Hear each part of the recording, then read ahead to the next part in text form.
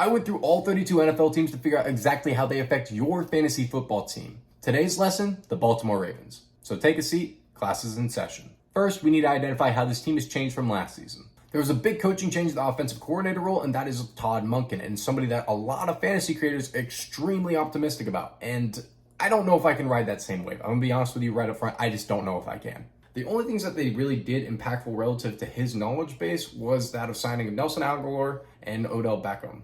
I really like what they did in the draft because I think that was more Steve Smith Sr.'s pick rather than Todd Monken's, but we'll let that one be whatever. If you're not familiar with who Steve Smith Sr. is, check him out. He's an absolute genius and really knows ball way better than I ever could. We can do a full separate video on why Steve Smith is the guy that you really need to be listening to in terms of an actual ear to the NFL and what's going on right now. But before we dive into any of the other coaches, let's look at Todd Monken's actual coaching history. He's particularly known with his wide receiver work, his work with the Buccaneers, and the Browns. A big reason why a lot of people are extremely excited about Todd Monken and his entrance to this Baltimore Ravens offense is because of his work at Georgia. This is where I think people need a little bit of clarity on Todd Monken. Go through and look at how many actual receivers were drafted under him. The only one you're going to find is George Pickens. And George Pickens was not a first-round draft pick. Now, I think the jury is still out on how great George Pickens is. I'm not going to say whether he's good or bad, but I do think that speaks to the overall testament of what Todd Monken was able to do. Now, you're probably looking at this like, bro, this guy is absolutely cracked. One, yes, you are correct. Two, Todd Monken has a 25-38 record as an OC in the NFL. Just because you did great in college does not mean you're going to do well in the NFL. But what's also fascinating to me, outside of the fact that he got basically no receivers under his range signed from Georgia, was that Jameis Winston had his top 10 fantasy quarterback season after he left the Buccaneers. You're also requiring Lamar Jackson to play a lot differently he has during his whole entire NFL career. I understand we look back at that MVP season where he threw 36 touchdowns and ran for however many yards, and that's great. Trust me, that was the first thing that popped in my mind when I saw this acquisition as well. But when you have a guy who's going 25-38 as the main OC, that's going to be some red flags, especially when you don't have any receivers coming out from him that were actually first-round draft picks. I do think that Zay is a prospect that we have to keep our eye on here. But Todd Monken, I'm just not convinced he's going to be the guy that helps them get there. I mean, if you also want to talk about his overall quarterback knowledge, theoretically, consensus had Stetson Bennett not even getting drafted. You can say that's age, the off-the-field stuff, but still, that's a guy who's won 2 back-to-back national championships. And he went in the 4th round? Math's not mathing for me. I don't know. It seems weird. A lot of red flags. Perhaps I'm just too much of a hater, but it's not like it's going to be the easiest division they're walking into either. Let's figure out what kind of approach does this team actually have. Are they more offensively minded or defensively minded? If you know the Baltimore Ravens, you know that they're definitely defensively minded. And when it comes to total points allowed from other teams, they basically keep it within the top 10 every year, if not the top 5. They're that good on defense. But when we look at the signings and how they went about the draft, I do have some concerns. They lost 4 of their 11 starters on the defensive side of the ball. And if we look at the signings and the draft, it does not really seem like they filled those gaps. So we could potentially see them take a step back here.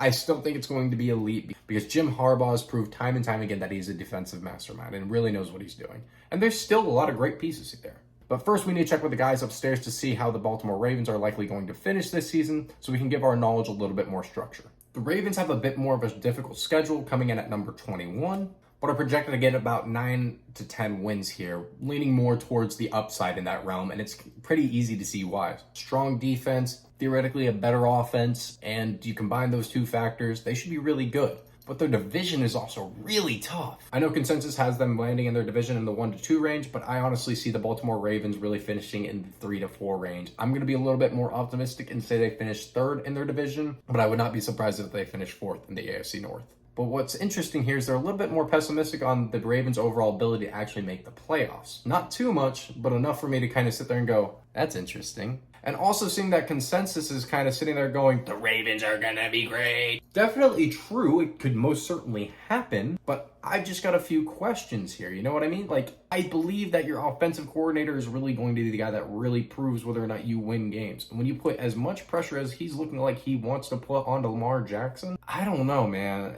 It's kind of scary. It also seems like they don't really know where the Baltimore Ravens are really going to land in terms of this overall division. I mean, it's tough, man. You've got the Bengals, you've got the Browns, and you've got the Steelers. The AFC is no joke this year. Like, that is going to be a tough division. Now we've got a really strong understanding of the general direction in which the Baltimore Ravens were built towards this season. But how exactly does Todd Monken statistically affect our fantasy football team?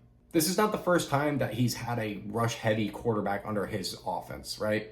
If we look at the average fantasy quarterback totals underneath Todd Monken, I'd be scared. I want to take the best overall case and scenario for Lamar Jackson here because I originally had him as my quarterback one going into this season. Like, that was the first thing I thought. I was like, Lamar Jackson, quarterback one, zero doubt in my mind. And you can see it on the first drafts I did as well. Like, I was drafting him like crazy. I was super excited about Lamar Jackson, and now I'm sitting here tracing back my steps going, you know what? I may have actually been wrong about this. Because let's look at this QB total. It pretty much sits at a flat 15. That's scary. Like, this guy does not show any sign of growth for these overall programs. You see a theoretical slight uptick, but looks like it's just a flat line. Like, I'm pretty scared.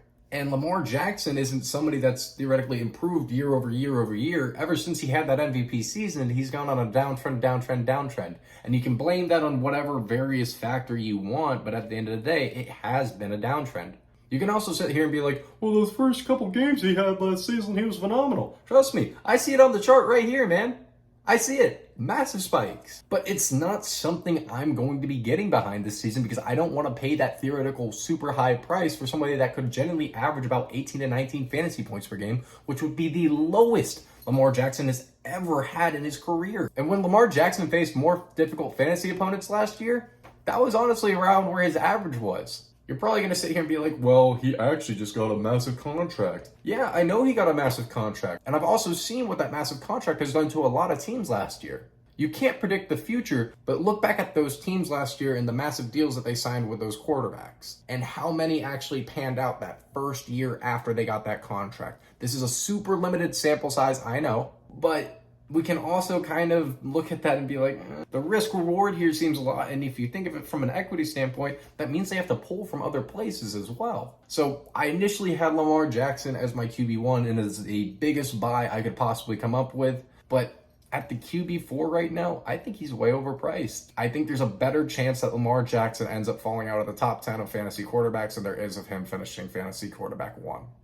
That is probably going to be my hottest fantasy take as well throughout this whole process because I initially was so optimistic about this. And now I'm sitting here backtracking my steps and just going sad boy hours. That's really all I can put it as. Now moving over to the running back room, a guy that I know a lot of people are telling you to buy is J.K. Dobbins. They're going, he's gonna be great. I do think there's actually some merit to be a little bit optimistic here, but it is also another downtrend, which I think is quite interesting. That means the running back is really falling more in the 13 to 14 fantasy point range, which I don't think is terrible, but I'm kind of pessimistic with the whole entire situation that is going on with J.K. Dobbins outside of the fantasy spectrum. The running back one is one where you could be a little bit optimistic, but I'm going to be a little bit more pessimistic as I am about this whole entire offense because I think we're going to see a negative game script. Remember, you have to have a positive game script really to give your running backs the most positive efficiency possible. And as we can see by the chart here, it looks like it's on a downtrend.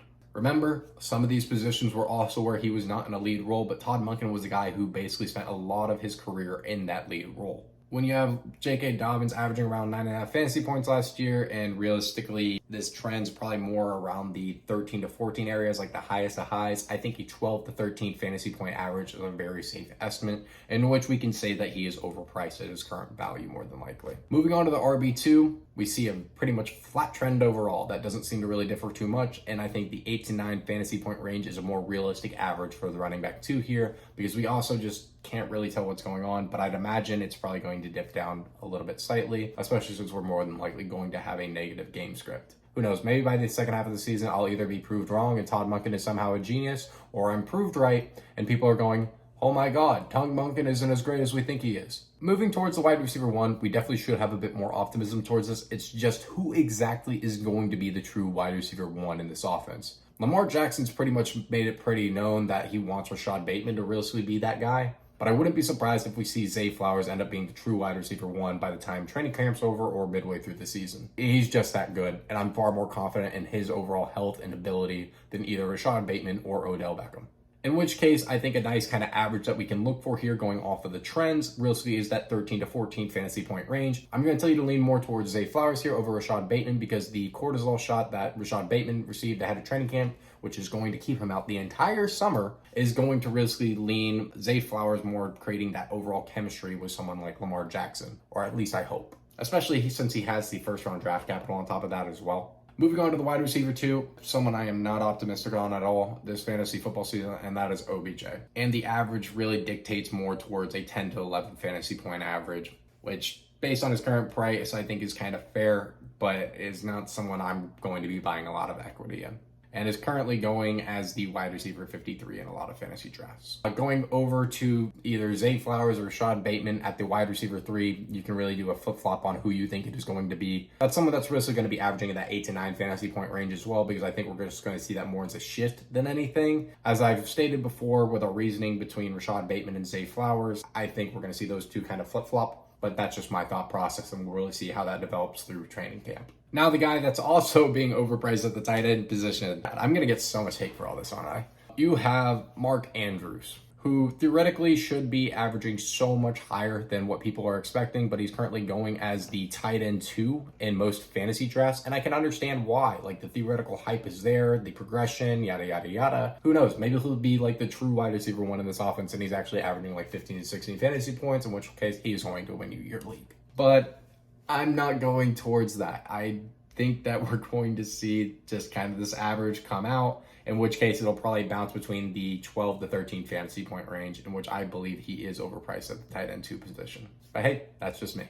And let's make this very clear before I finish this video. I'm not a hater of the Baltimore Ravens. In fact, I was one of the most optimistic people about it before I got really into this big data grind. I'm a hater of Todd Monken. I just don't think he's going to help this team succeed, and they're going to fall below expectations because people are going to be wondering, why are they not great? Why is this not working? To put it simply, I think he's asking too much. If you enjoyed this information and found it rather insightful or helpful anyway, go ahead and drop a comment down below, drop a like and subscribe. Really would appreciate it. And tomorrow we're going to be dropping a video on the Buffalo Bills. As always, thanks for watching. Peace.